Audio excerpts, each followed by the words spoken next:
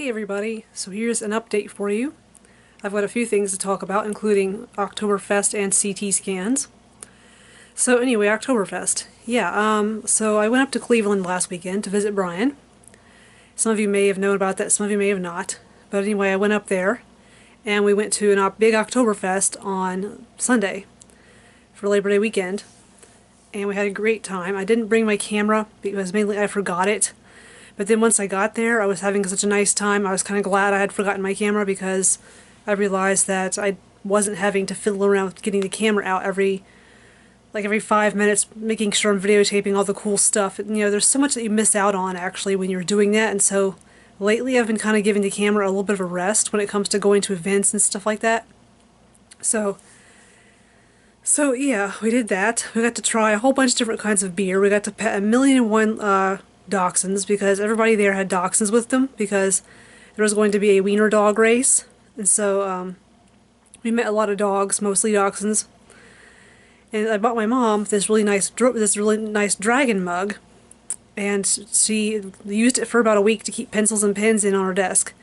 And then she said she was afraid that she was going to break it or hurt it or something, so she gave it back to me. Which is actually sitting right here. It is right here.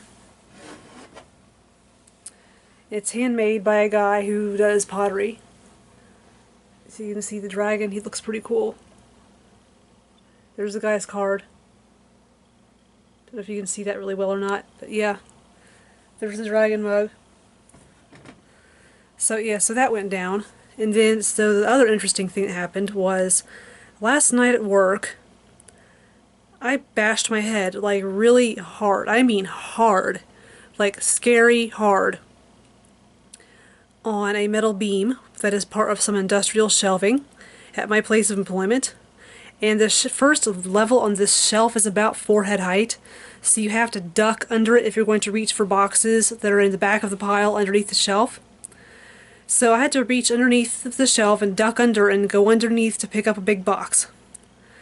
I took a step back with the box in my arms. I took a step back and then raised my head up really fast, and bang! I banged like the crown of my head really hard on this metal beam, and it made me dizzy for a few minutes. And so I actually went out to the open area of the warehouse, out of the hazmat room, and found the freezer and got myself a frozen gel pack thingy that they use to pack the cold medical supplies with.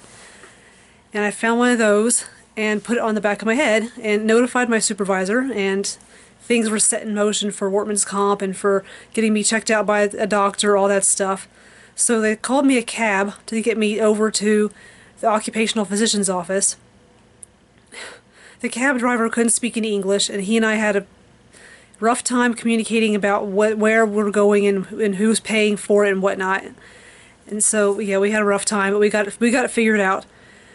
So yeah, got there.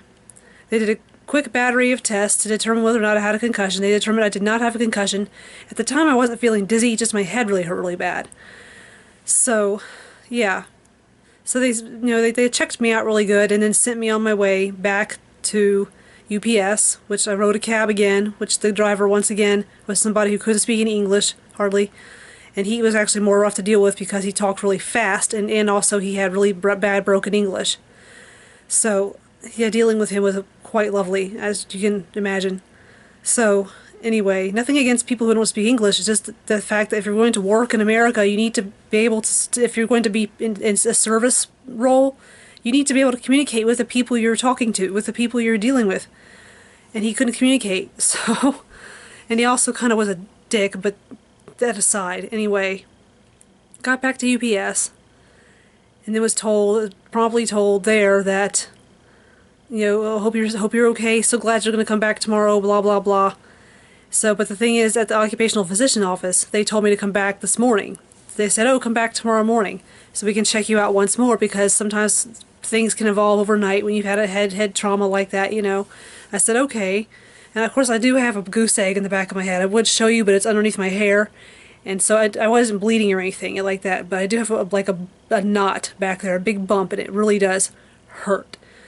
So this morning when I went back, I had to explain to them that when I got up this morning, I felt dizzy, like I could stand up and wobble. and also that I had a massive headache. And so after I said that, they said, "Oh, well, we're gonna send you over to the hospital to get a CT scan."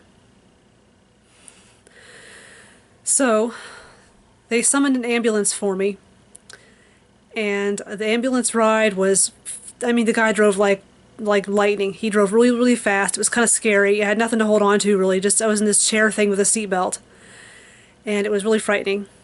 And so once I got to the hospital, I got there at like, I think it was 1:30ish. I sat there in the waiting room until 6:30 before they got me back to a room. And then it was another hour and a half before they did the CT scan. Even though I had a paper saying that I needed a CT scan, they couldn't just send me there. They had to go through the motions of getting me registered with the ER. So I sat there and sat there and sat there and sat there. And then when I got back to the room, I sat there some more. And the CT scan was kind of interesting. They have you lay down with this. There's this thing that you put your head in so that you can't move your head, and the machine will tilt. It looks like a giant wheel, like a giant hamster wheel. And you lay your head down, and they move you back some, and so that your head's inside this big giant round hamster wheel machine, and it spins, and it tilts a little bit, and then keeps spinning, and it tilts back again. And I can see how like a lot of claustrophobic people would get really upset and freak out once the process started for that machine. So, but fortunately, I'm not one of them. Actually, the guy who did the test actually thanked me for being so calm and being so patient after we were done. I can imagine he probably gets a few crazies back there. So then I got to sit around some more and wait for the results. The results were normal, no bleeding in my brain, yay! So, although I don't know about my other symptoms, the doctor did speculate that maybe I had like a really mild concussion. And so he told me basically, all you can really do for the pain is just take ibuprofen and just try not to strain yourself any. Just don't do anything, don't do any hard work or anything like that. Just chill out. And so he said, don't take your sleeping medicine. Well, don't take my sleeping medicine. How am I going to sleep? He said if you sleep too much and you have a concussion, or you could die or something like that. I forget what it was he said, but the gist of it was if I'm in a deep sleep and I have a concussion, I could die. I don't know. I could have that wrong, but that's kind of how it sounded to me when he was talking. Like that's kind of what my selective hearing picked up. So anyhow, that's pretty much what happened today. My dad had to come pick me up, and my car is over at the occupational physician's office because they told me they didn't want me driving anywhere.